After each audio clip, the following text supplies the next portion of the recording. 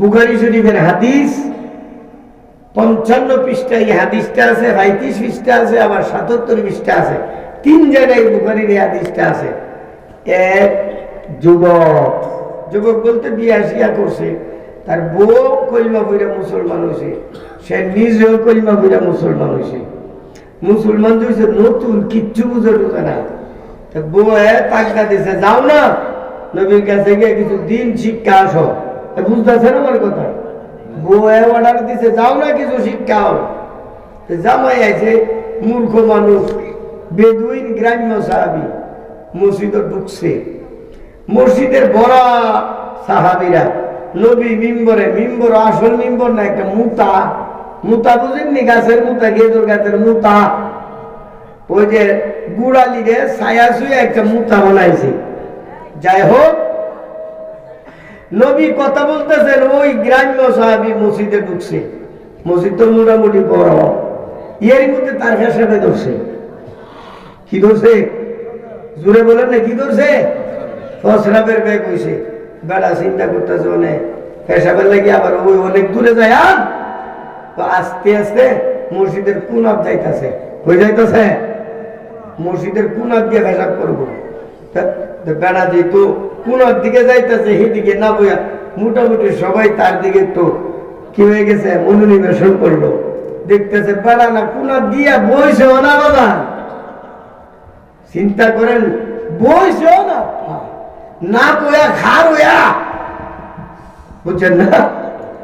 খার হইয়া, বুঝলো নাই, খার হইয়া স্টার্ট মেরা দিছে ইঞ্জিন। কথাটা বুঝাইছে? মসজিদের নববীর মধ্যে গ্রাম্য সাহাবী প্রবেশ কইরা খারিয়া পেশাব করা আরম্ভ করছে। কিন্তু ইঞ্জিল স্টার দিছে আর কি খারিয়া। অন্যান্য সাহাবী যারা, এরা দমকানো আরম্ভ করছে, কি করতেছ, মানে দমকানো আরম্ভ করছে। নবী বলতেছে, কে? নবী কয়ে, তোরা কি কর, আমি আছি না, চুপ থাক। নবী কিন্তু কিচ্ছু কইছে না, চুপ থাকবার লাগে, সব চুপ হয়ে গেছে। বেড়া তেল দূর আছে, মিটিং চলছে, একবারে ফেনা উড়াই লাইছে মসজিদের মধ্যে। মসজিদে নবী যখন এরপরে জায়গা জুড়ে পরে আইতাছে, নবী কয়ে, এদিকে আও, কইছিনি কার ভাই, এদিকে আসো।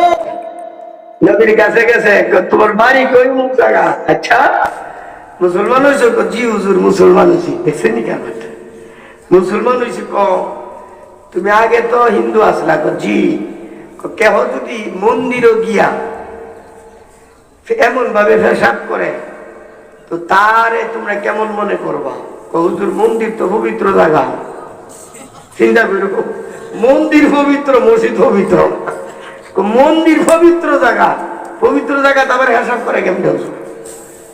তো নবীজি বলেন, তুমি যে বলছো মন্দির পবিত্র, মন্দির পবিত্র না, পবিত্র হলে এই মসজিদ।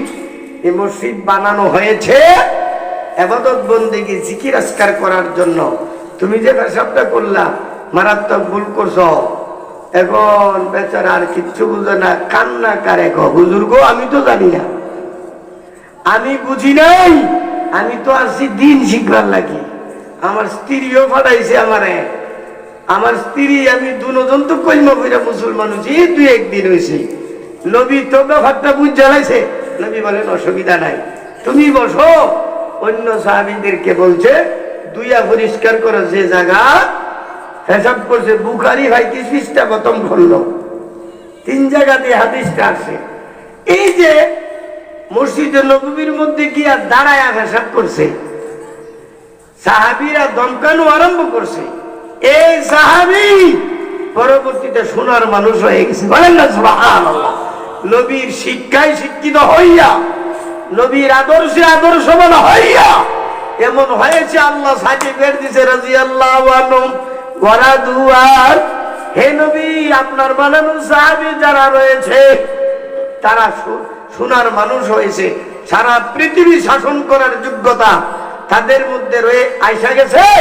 আমিও তাদের প্রতি সন্তুষ্ট, তারাও আমার প্রতি সন্তুষ্ট। এই জন্য এলাকাবাসীদেরকে বলবো, মা বোনদেরকে বলবো, তোমরা কিন্তু ওই